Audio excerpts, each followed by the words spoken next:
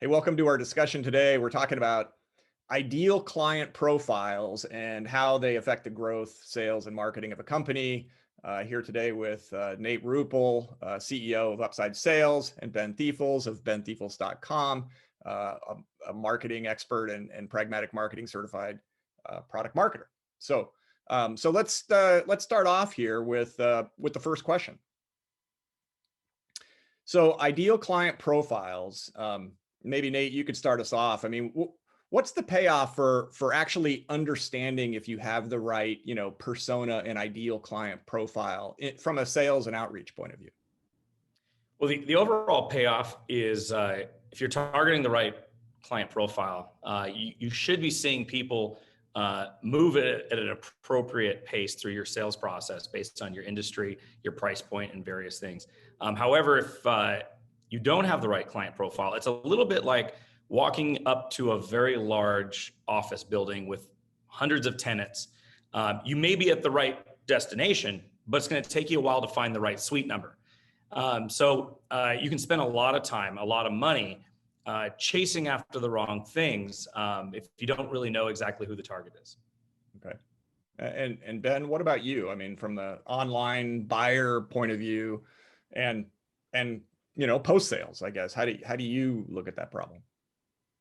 I mean, ideal company profiles are super super important. I think I look at them as an alignment tool, just to make sure that everybody in your organization is marching in the same direction. With B2B sales, especially SaaS sales these days, the vast majority of the buyer's journey happens without a prospect ever talking to one of your salespeople. So if you aren't speaking their language and you don't know what they care about, you're going to sound tone deaf, and they're going to go somewhere else because there are probably three other solutions that do exactly what you do. So making sure that you have your messaging on point is really really important. That's great. Thanks. I mean, I think in my own point of view, working with CEOs, that the implications of getting the ideal client profile are pretty profound because it affects kind of all the revenue facing pieces of the company. If you don't have the product designed to match the champion in the deal, that they're not delighted and it doesn't make a difference to them, it's a vitamin or it's a painkiller, not a vitamin, right? It really fits into their workflow and it solves their problem.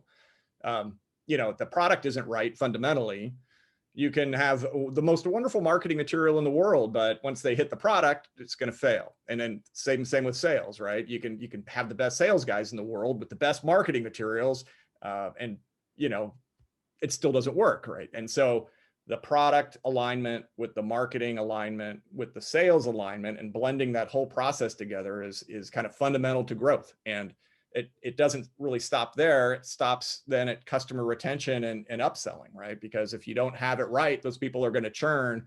You're not going to be the favorite product that they use every day and love. And when someone else comes along with a better one, they're going to switch, especially in SaaS where the friction's a lot lower. So really understanding that ideal client profile is key. I mean, I guess a question to Ben is, if you're new into this, well, how do you even figure out who your ideal client profile is? I mean, what are there? Do you have any ideas of how I would know it, or how I would know I was wrong, I was off and needed to rethink?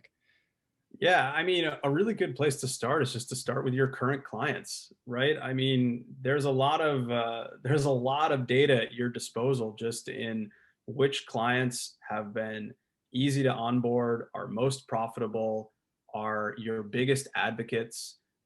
Just asking your customer success team or your account managers or even your support team uh, who they like working with and who is using the product to its fullest extent will give you a really good clue as to uh, who you should be targeting.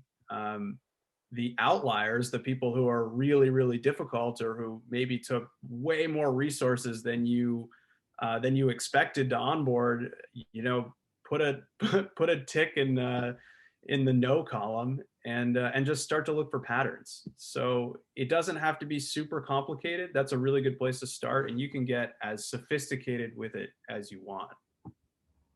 That's excellent. Excellent.